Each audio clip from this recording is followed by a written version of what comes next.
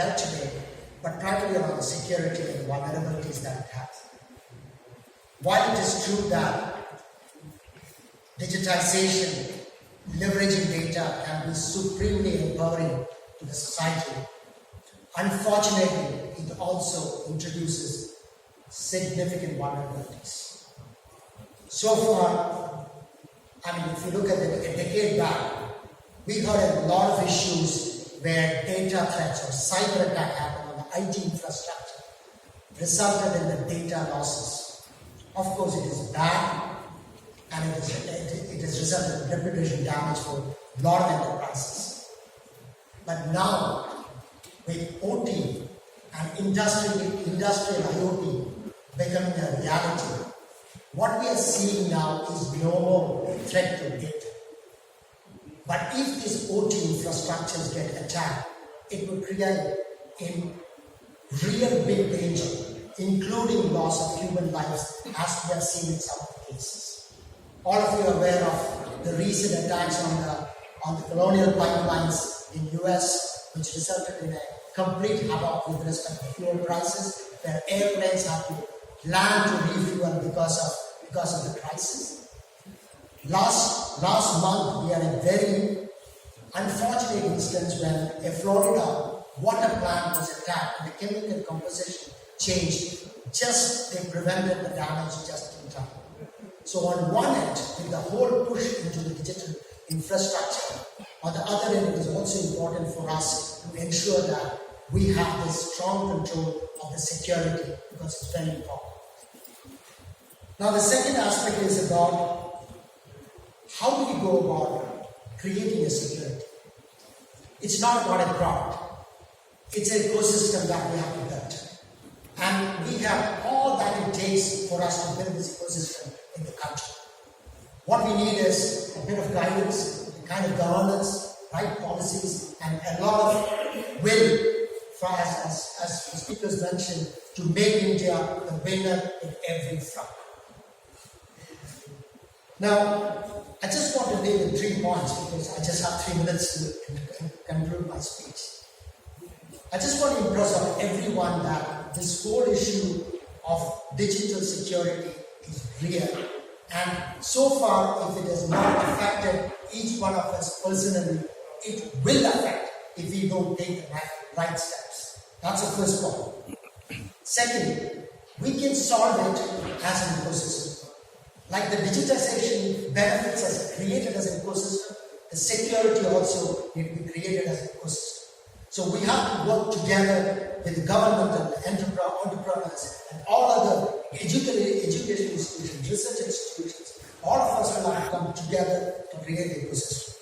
The third is the need for us to indigenously develop the IP and all other aspects, the talent that is required to fight this war. As about Subex, the company that I represent, we are a 25-year-old company. We provide security solutions, risk and security solutions to over 100 countries around the world. And we are very, very proud of the fact that we are able to be in India and compete with the latest and greatest technologies on a global landscape. And we are very willing and we are very confident that we will play our part in creating India and its digital economy and a safe and sound. Thank you very much. Gaurav Tripathi, may I now request you to please.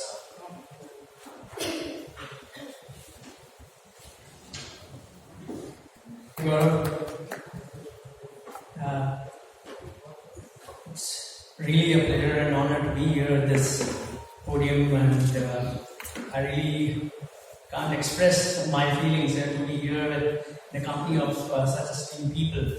People who have spent a large part of their lives already building this nation, and people who, I think, for every minute of their life, they just think about this only: how can our India become the Vishwaguru?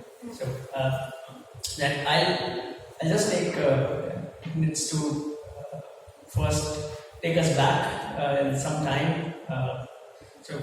If we go back, like what happened 400 years back, 400 years back from now, India was prosperous. India was the largest market of the world, largest economy in the world, and that was the reason why our share of world GDP was 30%, more than 30%.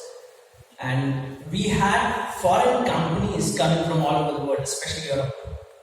We know of only one East India company today, but in fact there were many East India companies that were there in India and many other foreign companies. They came, of course, it wasn't their government or their kings or the armies who came. They were merchants. They were merchants who came here to do business. We welcomed them to be part of our nation. We welcomed them to be part of our economy. But somewhere down the line, in just next 150 years, we ended up becoming a British colony. We ended up becoming slaves. So what happened?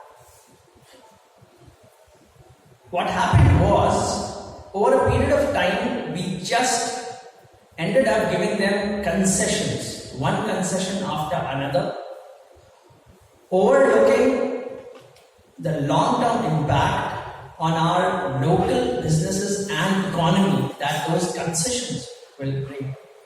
We just traded in a short-term profit or short-term convenience for this long-term impact, which ended up us becoming slaves.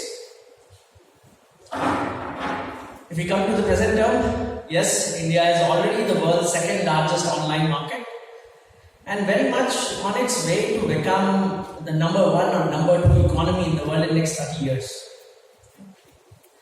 And here again, we have an opportunity, or I'll rather say, this is our chance wherein we don't end up repeating the same history. Yeah. Yes, everybody is welcome. Yes, we are a large market. We welcome everybody to do business here. But this time, let's remember, it needs to happen on our own terms.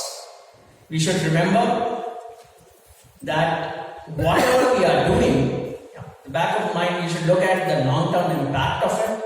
We should not let anybody come here and dictate our terms or worse, interfere in our policies or even politics, which we have seen happening of late. We need to make sure whatever we do, whether it is at policy level or even at a public opinion level, even as citizens, we have that responsibility.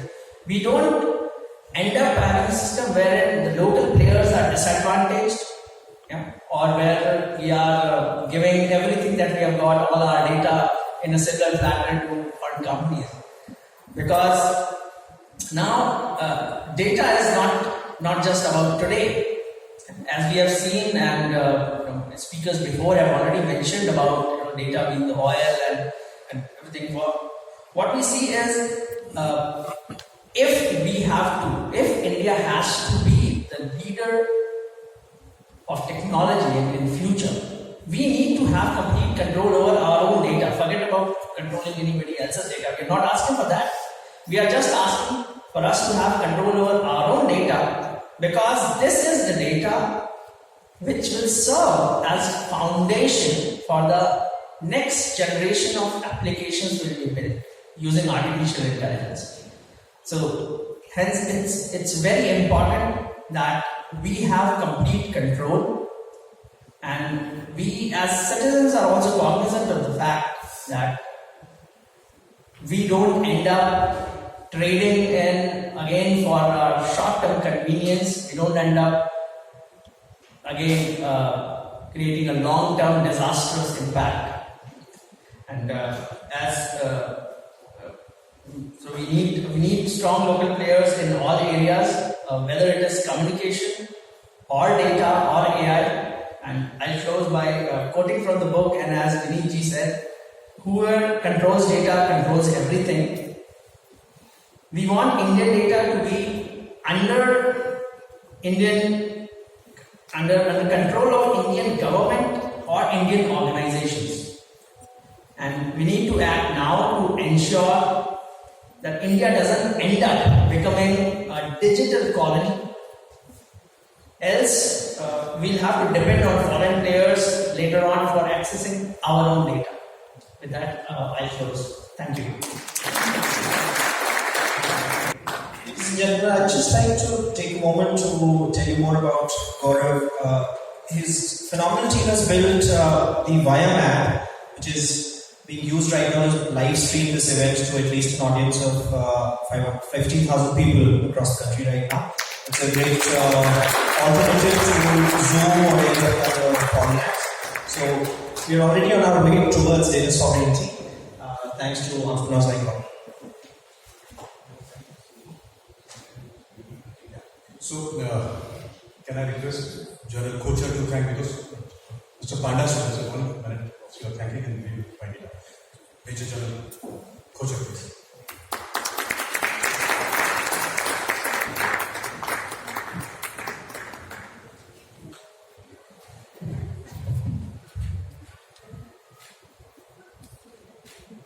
It's an onerous responsibility to present a vote of thanks on behalf of the Center of Knowledge Sovereignty for today's wonderful event. I wish to thank Honorable Mr. Jay Panda, Senior Vice President of the Bharatiya Janata Party, for his wonderful address, his thoughts which he has conveyed to us in a very forthright and forceful manner. He has brought out the importance of individual data security, the linkage of Aadhaar as well as the PAN card, a very, very vital aspect for individual security, and the need to be conscious of the fact that when we sign an agreement, we are surrendering our sovereignty to that organization which we are signing for. So it's important for all us to realize that, and we thank him for his wonderful thoughts. I also wish to thank Mr. Vineet Goenka ji for his wonderful exposure which he has given to the people of our country by the launch of this book, and congratulations to him for 25,000 copies which have gone by, which shows the impact this book has had on the general public of our country and the relevance of this topic, which is the most important aspect. General Khandare, I wish to thank him for bringing out the very important aspect of the national vision which we all must have for each other, for the nation, and the importance of our individual protection of our own data, as also the war which can be won without fighting. It's important for us to understand. General Patil and General Shiketkar, in their video address, you express the importance of protection of data security. We want to thank both the general officers. Bharat Panchal, he has done tremendous work on data sovereignty. His experience has been a great help to this organization. Also, I wish to thank Mr. Vinod Kumar, the CEO of Subex, for coming all the way and gracing the occasion.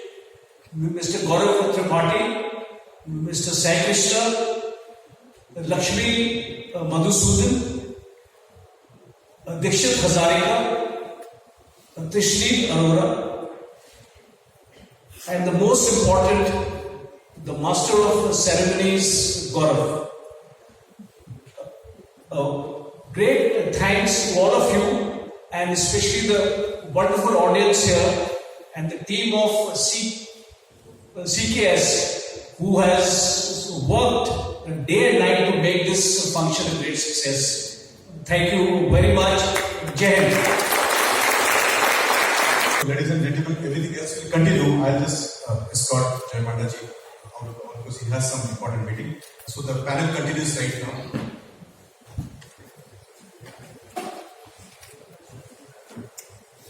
To continue with the evening's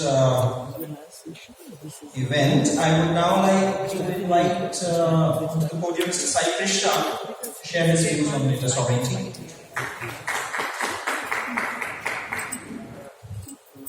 Good afternoon, everyone. So far, we have seen how the challenge of data sovereignty. I'm sure experts with great experience have spoken for me.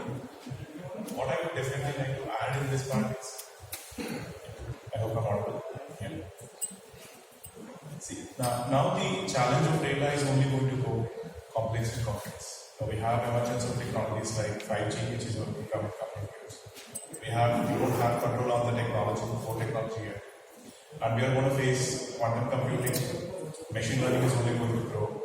Now, technically, the way we frame the data localization and other solutions to the problem of data, this is where the challenge is going to lie. And I'm sure most of you will agree, in India, there is no shortage of good ideas. The challenge is always in the execution. Now, I want to highlight one small aspect. Look at the machine learning models. We may have the machine learning models stored in US. Data may continue to remain in India. But the essence of the data is not US. I'm just taking US as an example, any other country. So we need to expand the scope of what remains, what is data within India. And adding to that, the second point that I wanted to bring you notice is, so far the response of the Indian government, of the community, of the stakeholders to the problems, public policy problems especially, has been just look at West and try to incorporate what West has done in India. Now, probably that might not work in these because the fundamental underlying contract between the citizen and the state that we see in the West is not the same that we see here. Indian people do care about privacy, but not like the way that the Americans or the Western community might care about it. So we need to understand these nuances and frame a policy solution which will actually be acceptable to the people. And in India, you don't expect one individual or a small group of people to stand up for their privacy. They expect the government. So now that must be articulated in a manner where the government also can easily engage with the community. So these are the two broad points that I wanted to bring to your notice, and this is how I wanted to conclude this discussion. So if there is any further questions, probably we can have a discussion after. Thank you. That was Sai Krishna. Sai Krishna is an IIT Guwahati alumnus and also from Nalsar. He's currently working on some very cutting-edge technologies using machine learning to catch the bad guys. I can't really do much more than that. I would now like to invite onto the stage Shri Trishni Arora, founder of TAC Secure. Trishni.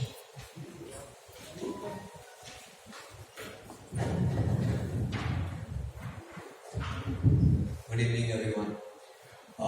We already have spoken about data sovereignty, right? I will talk about data sovereignty more than importance of data supremacy, right? So everybody talk about data as like data of India is nationalism, right? Localization of data is nationalism.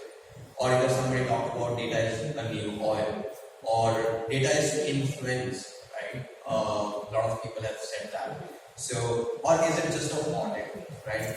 So these are the few points that we have to understand what data is, right? So for me, data is a bridge from input to output. It can be a trade, it can be a crime, it can be a business, it can be a terrorism, or it can be economy as well, right?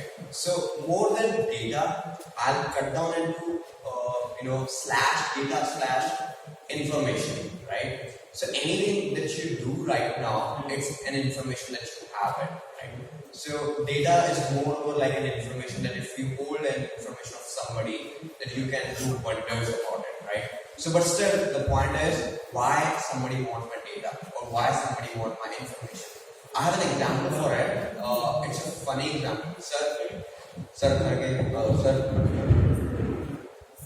it will be very helpful if we are also spending some time there. Thank you. So it's a very funny example I will give it. Why data is information and what can happen with information, right? So before COVID, I was along with my colleague General Singha. We were in Mumbai and waiting for our car to come. And we were four of us as colleague team members. And helpless or homeless, small kid came to us. And we were talking because we just came out from a customer meet and we were talking about that after the meeting and we were in deep conversation about that, right? And the guy came up and I was little hesitant about it that he's disturbing us. I said, pay him, right? So let him go. So he was very happy. Some of my teammates paid him, I think $100 or something, and he went. And he was very happy. I was watching him when he was leaving that space and he was going to another guy that he was accompanying with. He said, go to those people, right? They have more money to pay, right? And go to that person, he's a decision maker, right? Disturb him more than he will pay you more, right? He got the information, right? And he used the information. And they were not the competitions, but if they would have been the competition, right, they would not have been shared that data with or information with somebody else, right? Just breathe in a way that you are an e-commerce company or any business company that you are running. Would you like to share your information or customer information with any other company? You would not like to do it, right? As that's how the data is important and data supremacy is very important, right? So I'll give you another point on this is information. What can happen with information more beyond than this? People can play with information. People play with the mind, right? Now, definitely one holds your information can definitely use adversely that information to do anything with mind. And I'm saying it with a belief and with a responsibility. I have an example, again, another example of this, right? I hope everybody have heard about Udta Punjab. I come from Punjab, but Udta Punjab movie, right? Drug issue was there a lot, right? So drug issue was majorly in two areas in the country.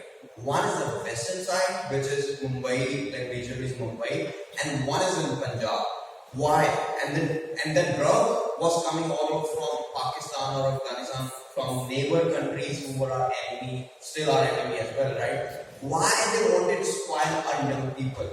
Because there are a lot of people or youngsters from Punjab go to army and fight against on the border, right? And they wanted to kill those people before they joined to the army, right? That's why the drug came in through the different border states, border countries. And same the Western. Why? Because they were involved more in the financial sector. They are the people known for to take the country ahead in the economical side, and they killed those by giving them drugs. Right? That's how they use the information and use adversely to try to kill our country in a different manner. That's how the information can be used adversely if we share our information. Right? Another important kind of information, right? How Pakistan has been not able to cope up with us, right? Because they don't have financial support, they don't have finance. Why? Because our great law agency or other agencies have gone there, killed them internally. Because they got information, they got data, and they killed them deeply inside, so they couldn't do much beyond than they could do with us, right? That's how the information is and the data is important. Dependency of data. Now, dependency of data, I'll talk about dependency of data. For example, you are giving an information of using your Google map to somebody, right? Let's say Google itself or any other company which Google is sharing the information with, right? Tomorrow you are in a trouble, right? You are searching for a nearby hospital.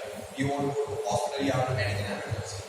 If Google is showing you a different hospital which is far away from your place, one. Second, which is more expensive than your pocket allows you, right? They are using that information. data to decide you what they want to do with you. And you are doing it maybe now as well, definitely in the future it will happen, right? That's why we need to keep our data in the country. That's why the data supremacy is very important. More coming on that in the economic side, right? US has more than 400 unicorns. Unicorns, which the companies are valued more than $1 billion, right? India is somewhere around 50. We have a gap of 350 companies of unicorns, right? It's economy, right? If we have more unicorns, we will be a grown economy and we will have solve the purpose of our honorable prime minister of 5 trillion economy, right? What is why they have more unicorns? Because they have more IPs, intellectual property. Right? What is in the Silicon Valley? Is there something? Factories are there? No. There's a small office and they have a large space, right? And so a large number of IPs, right? And they're valued more, right? That's why the economy is growing. Would they share their IPs with us? No. Then why we are allowing to them to utilize or adversely use our IPs, which is also data or information? That's why data is important to stay within our country, right? Another point is law, which is what we're talking about. Why somebody has to be, why end user has to be, what end user can do with the, if somebody's taking the data. We have to make this law strong, and one can believe on the law and can, sue the company if there's something went wrong. That is more important. We have to do it. Last but not the least point, why data or information is important. If you really think, as not just you as an audience of our country, right, people of our Republic of India, right, if you really think nobody can use your information adversely, let every other company or a foreign company install a camera in your personal bedroom and utilize all your information to them. Would you allow that? No. So that's how you should not allow your information to utilize by somebody else. So as we say, government of the people, by the people, for the people. That's saying it should be data of the people, by the people, for the people. That's the last. I hope everybody would use the data and bring it. Thank you so much.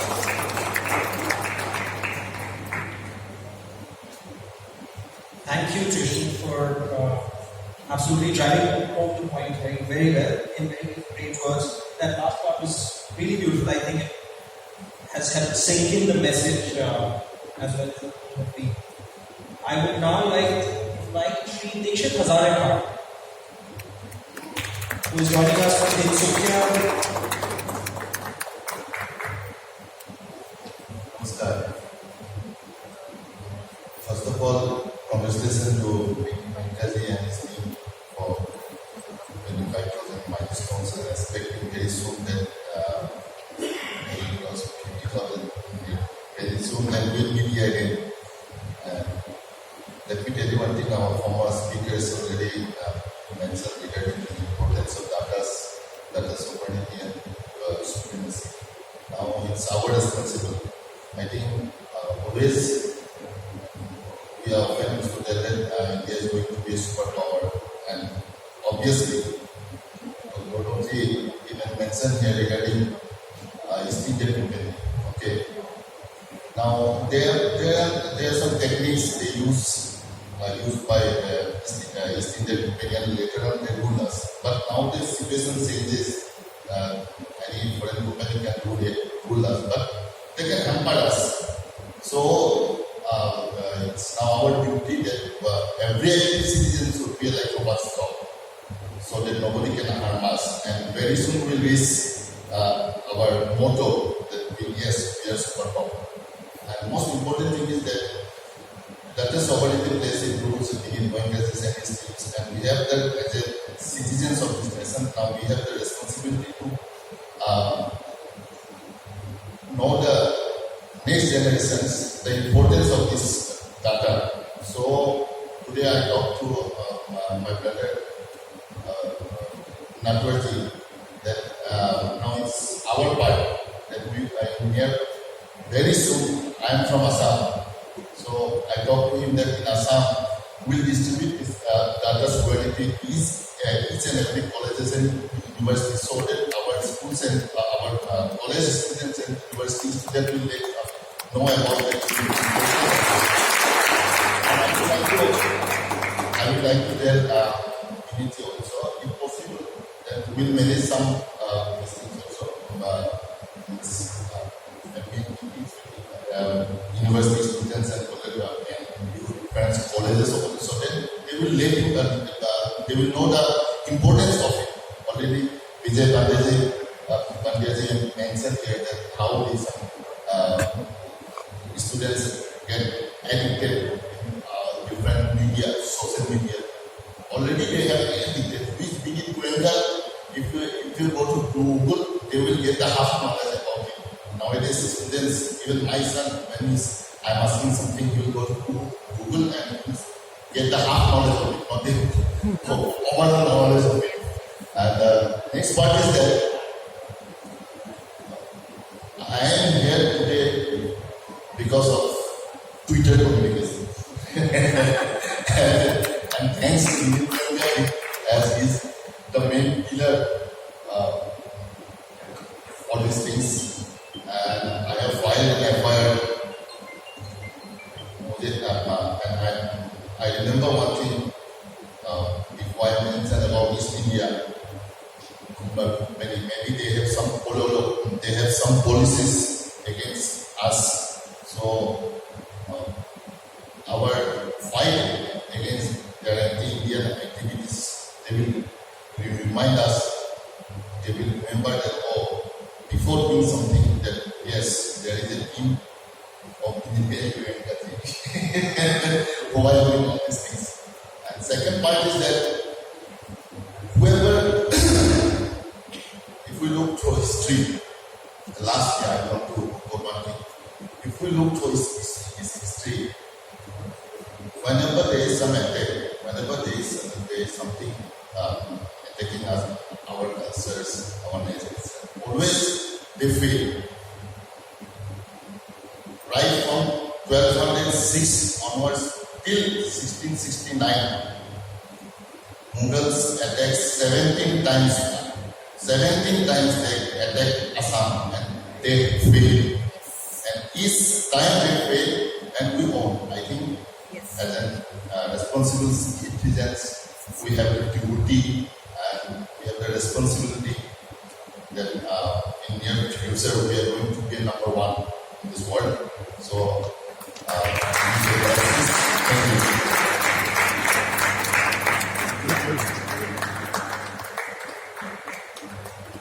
Thank you, Nishaji. Assam has a vibrant debating culture in its colleges, and I think this topic can be part of that.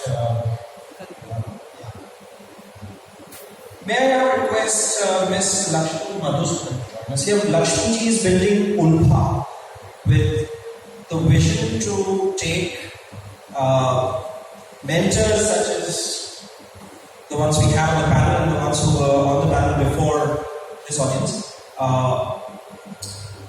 Take such mentors to millions of students across the country. That is how this sensitization will spread, and also how people will choose to become entrepreneurs, such as Gaurav here, Sai, Lakshmi, Trishni, and that will really spark a revolution where we are building that infrastructure that is needed for true data sovereignty.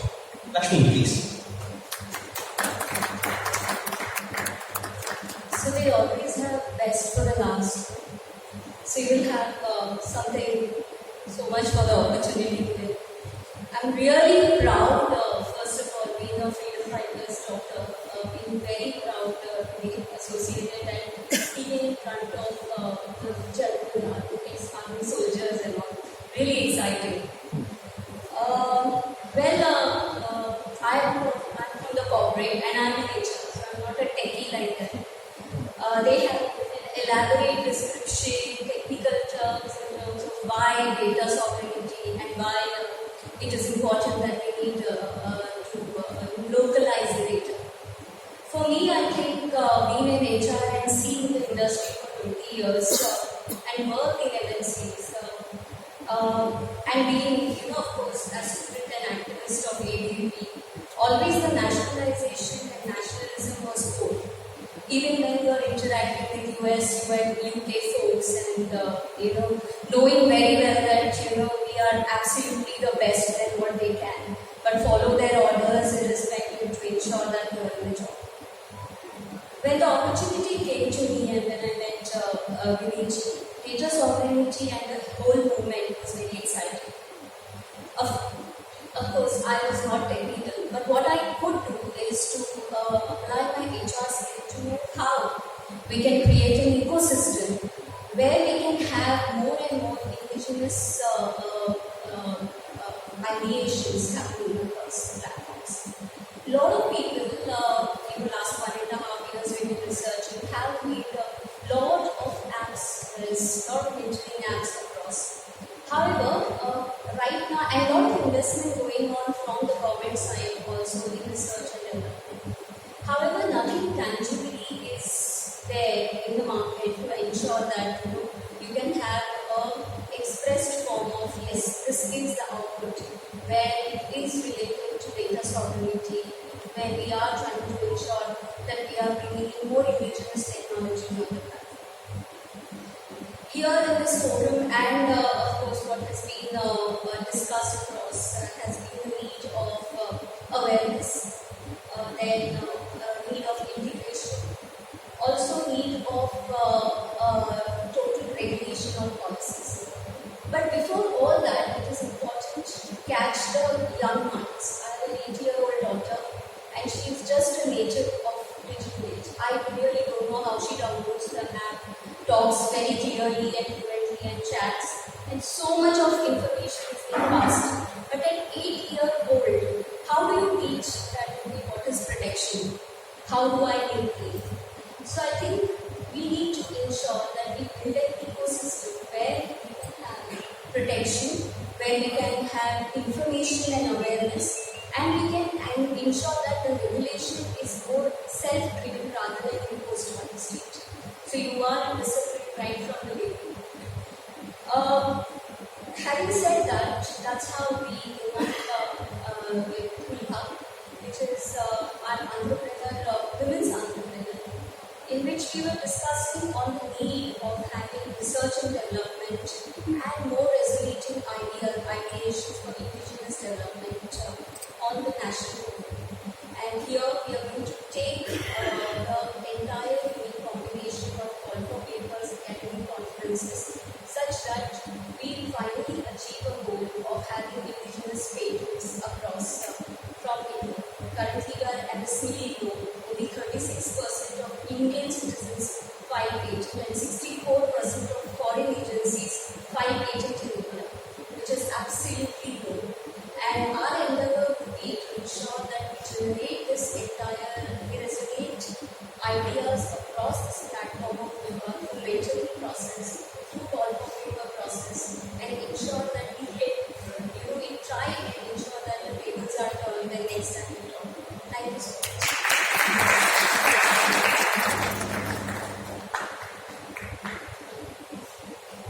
Ladies and gentlemen, last couple of hours were quite enlightening, and I thank everybody who's been there. Lieutenant General Khandare, Lieutenant General, Major General, Co-Chair General, Singh, Inspector General, Morinarji, my co-author, Bharat Bhai, Punamji, Vishnu Harikaji, Gauramji, Sai, Lakshmiji, everybody. Thank you for coming here. I would like to break the session here formally. It will be informally continued. Those who would like to take signature of one of the prominent authors, General Khandare, is sitting in the books are there. You can carry the book to him, and I am sure Sir will oblige it by signing the books. Yeah. So I declare this program to be over. Thank you very much.